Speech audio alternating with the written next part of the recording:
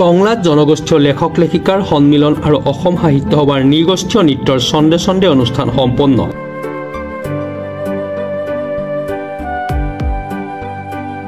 ওদালগুৰি জিলাৰ সাহিত্য সভাৰ উদ্যোগত টংলা সাহিত্য সভা আৰু টংলাবাসী ৰাইজৰ সহযোগত টংলা সুজিত নাৰ্জাৰী প্ৰেক্ষাগৃহত অনুষ্ঠিত হয় এই অনুষ্ঠান।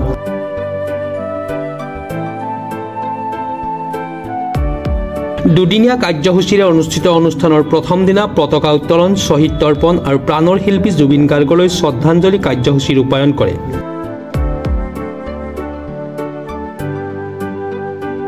আনহাতে দ্বিতীয় দিনা জনগোষ্ঠীয় লেখক লেখিকাৰ সন্মিলনৰ পিছতে নৃগোষ্ঠীয় নৃত্যৰ ছন্দে ছন্দে অনুষ্ঠানত ৰাভা জনজাতিৰ ছাথাৰ হামজাৰেকে ধৰি চাৰিটাকৈ লোকনৃত্যৰ বিষয়ে চৰ্চা কৰে।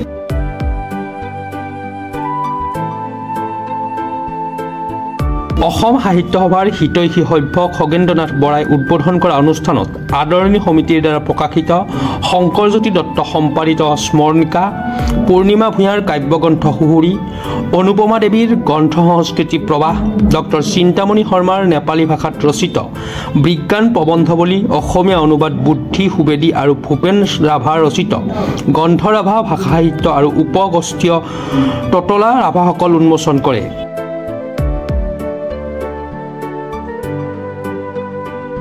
অনুষ্ঠানত অসম সাহিত্য সভাৰ প্ৰধান সম্পাদক দেৱজিৎ বৰাৰ লগতে আন কেইবাগৰাকী বিশিষ্ট লেখক সংগঠক উপস্থিত থাকে। খুব ভাল লাগিছে যে ওদালগুৰি জিলা সাহিত্য সভাই আৰু টংলা সাহিত্য সভাই আৰু অসম সাহিত্য সভাই তিনিটা ব্যতিক্ৰমী বিষয় উপস্থাপনৰ কাৰণে তেওঁলোকে কাৰ্যসূচী গ্ৰহণ কৰিছিল। আজি মই পুৱাৰ পৰাই ইয়াতে উপস্থিত থকাৰ কথা আছিল। এটা ব্যক্তিগত কামৰ কাৰণে মই দেৰি হ'ল। মই পলমকৈ হ'লেও পায়ো খুব ভাল লাগিছে যে মানুহৰ উৎসাহ উদ্দীপনা দেখি যিকেইটা বিষয় আজীৱন সভ্য সন্মিলন, জনগোষ্ঠীয় নৃত্যৰ তালে তালে আদি এই বিষয়সমূহ অত্যন্ত স্পৰ্শকাতৰ বিষয়। এই বিষয়সমূহত সাহিত্য সভাই গুৰুত্ব দিছে, সেইটোৱে মই খুব ভাল পাইছোঁ। আজীৱন সভ্য সন্মিলন পাতি আজীৱন সভ্যসকলক সন্মানিত কৰিছে যে তেওঁলোকৰ যি সহায় সহযোগ অসম সাহিত্য সভা নিৰ্মিতিত এটা সুদূৰ প্ৰসাৰী প্ৰভাৱ পৰে। তেওঁলোকক সন্মান জনাই সন্মিলন আয়োজন কৰি দেখুৱালে ওদালগুৰি জিলা সাহিত্য সভাই। এইটো খুব ভাল কাম হৈছে, খুব ভাল লাগিছে।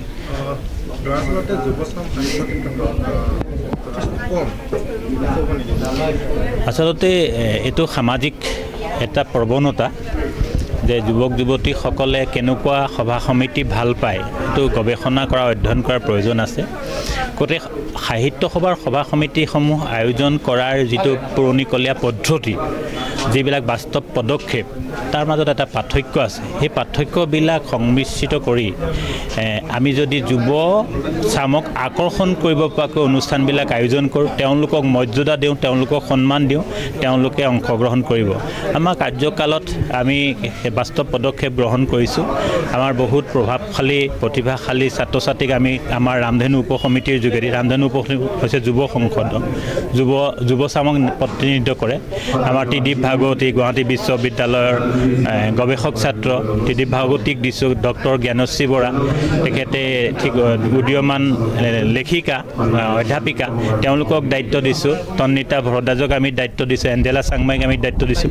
যে ৰামধেনু সমিতিখনত আমি বহুত প্ৰতিভাশালী ছাত্ৰ ছাত্ৰীক মানে জড়িত কৰাইছোঁ। আজি আমাৰ লেখক লেখিকাসকলক লৈ আমি এখন ইয়াতে অনুষ্ঠান অনুষ্ঠিত কৰিছোঁ।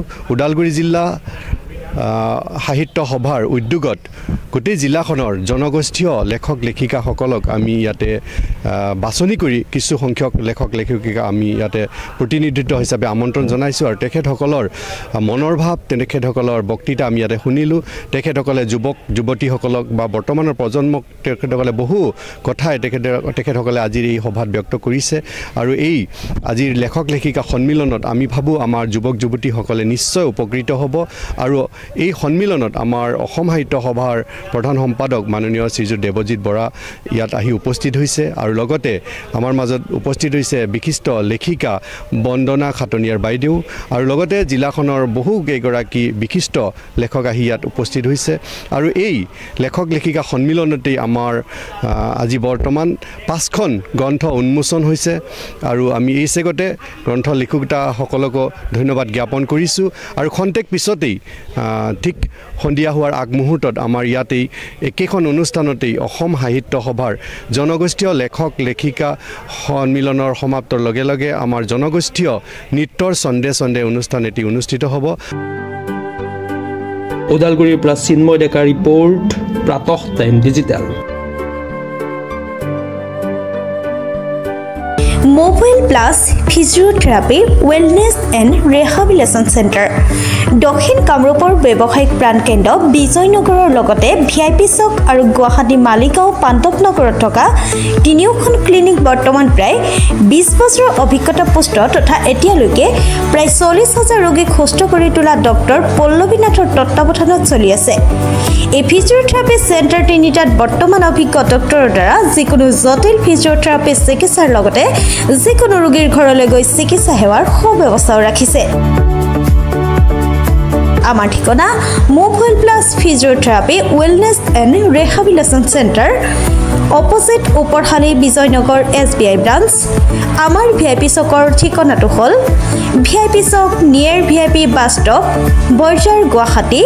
আমাৰ মালিগাঁও ঠিকনাটো হ'ল চেলাছ 360 physiotherapy and rehabilitation centre, Maligaon Pandavnagar, Guwahati 12। আমাৰ যোগাযোগ নম্বৰ হৈছে 8011744696।